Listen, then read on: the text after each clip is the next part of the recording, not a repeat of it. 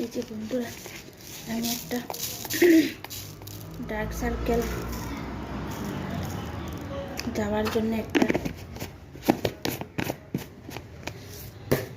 Remedy use করি। চিনি দিলাম, তারপরে হলুদ দিচ্ছি, এরপরে লেবু ইউজ করব।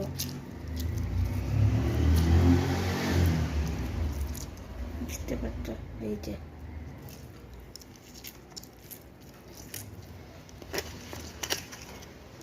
পার্লারে আমরা যাই না, করেই করি। এখন তোমরা বলবে যে আমি কালা মানুষ, হ্যাঁ কালাই লাগবে। কালা না, ওই যে যেমন ধরো আন্ডার আর্মস, প্রাইভেট পার্টের জায়গাগুলো, ওইগুলাতে তো হালকা দাগ পড়ে না, কালো কালো, ওইগুলা যাবার জন্যে।